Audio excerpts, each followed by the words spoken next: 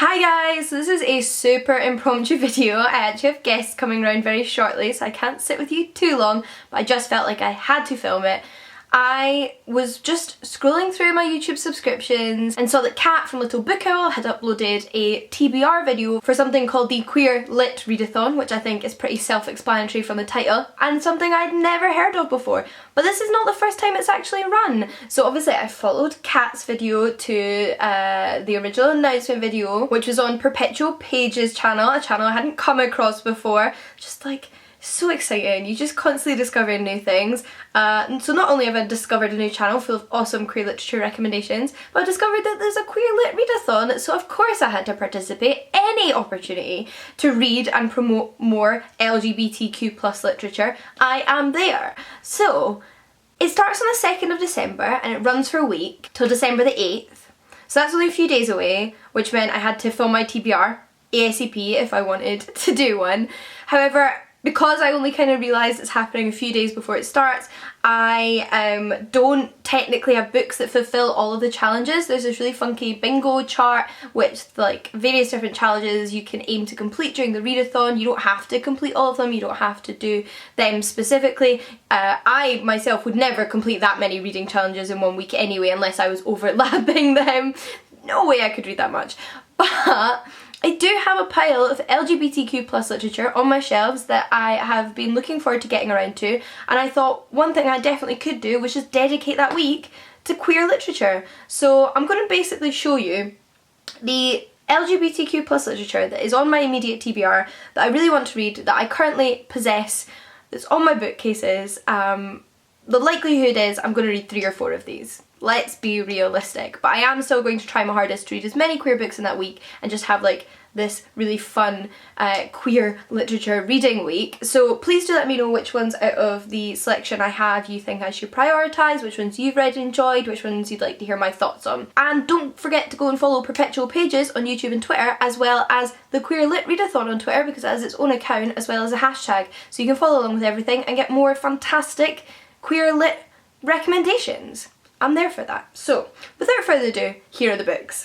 So the first one I have to show you, I am so pleased about, because it's actually the group read. So they picked one book in particular that if lots of people wanted to read at the same time during the week, then they could. And it's a new release and I actually have it, and I just feel like that is serendipity, isn't it? So I'm putting that on my TBR, and that is Girls of Paper and Fire by Natasha and Gan. This is a fantasy novel. I feel like that cover screams fantasy, right? And like all of these books are, so I don't need to say it, it is queer literature. And that was actually the reason I even requested this from the publisher. It's about a girl named Leigh whose mother was taken by the monarchy like years ago, and she never heard what happened to her since. However, the king has sent his men back, and this time to get Leigh because I think he wants to marry her or make him some sort of consort, whereas she actually is in love with a young woman. So all there for that. Cannot wait. I also have a book that was in another recent TBR of mine, so it would be good if I could get to this one, and that is The Seafarer's Kiss by Juliet Ember. This is the first in a series. I know the second book in the series is out. I don't know if there's going to be any more, but there's definitely 2, and it is inspired by The Little Mermaid. It is a mermaid fantasy tale where the mermaid, who I believe is betrothed to a merman, actually falls in love with a human woman. So little twist there on the Little Mermaid fairy tale. Hopefully more of a Disney happy ending than a tragic Hans Christian Andersen ending, but we will have to see. Something that isn't fantasy so that I don't just stay on that track. I have a book I actually started a month or so ago and put down, got distracted, you know, these things happen. But I did get 100 pages into it, although it's 500 odd pages, so I've still got a chunk to read, and that is Fingersmith by Sarah Waters. So this is a historical novel set in the 19th century. It has lots of, from what I've read so far, it has a lot of allusions to Oliver Twist and follows a young girl who's been raised by a family of thieves and con artists, and she has been convinced to take part in a specific con with a man that their family is friendly with, where she has to become the maid to a young woman and convince her to marry this man. But Sarah Waters' books, I believe, are almost all queer literature. she usually writes about relationships between two women, so I assume, not having finished this book, that our thief actually develops feelings for the young woman, or vice versa, something along those lines, although I don't really know if things work out well or what happens. But I love the historical mystery sense of things, and the writing that I did read so far was amazing. I just got distracted, so perhaps this is my opportunity to pick it back up. I then have a collection of poetry which I have dipped in and out of before but not read in full, which is something I would like to do, and that is The Black Unicorn by Audre Lorde. I think this is one of Audre Lorde's most famous poetry collections. Audre Lorde was a black feminist warrior poet, I believe is how she's described on the back of her autobiography. She was alive in the 20th century, passed away in the 90s from cancer, but she was a poet, and she also wrote non-fiction essays, and these essays often dealt with her sexuality,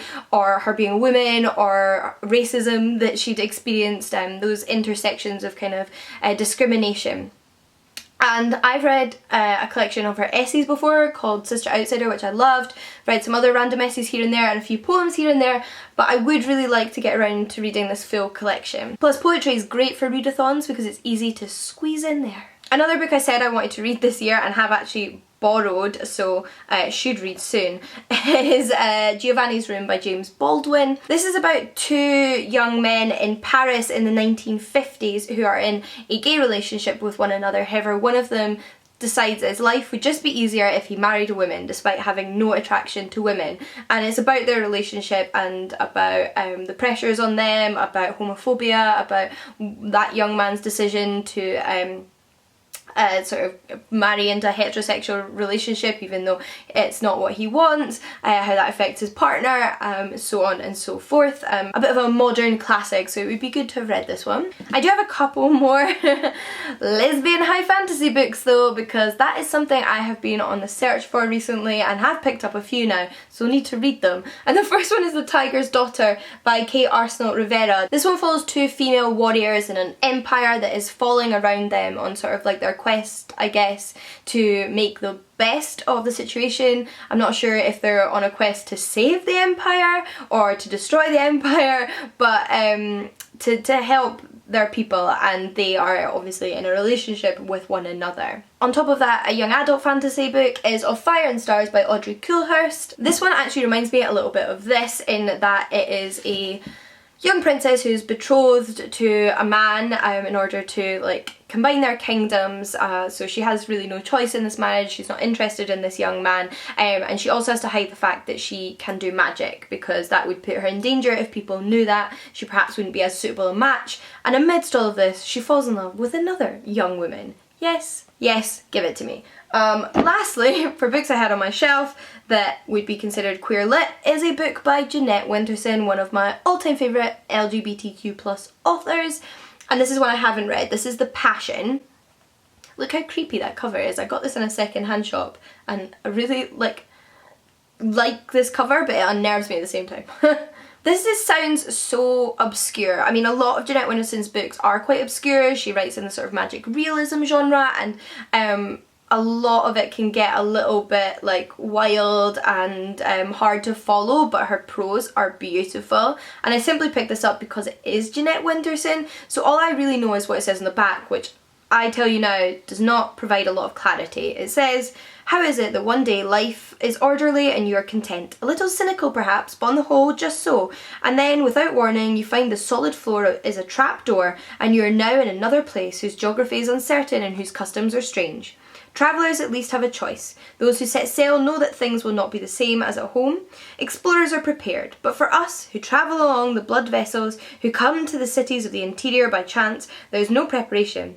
We who are fluent find life is a foreign language. I'm telling you stories, trust me." What's happening? Is it a collection of short stories? It very well could be.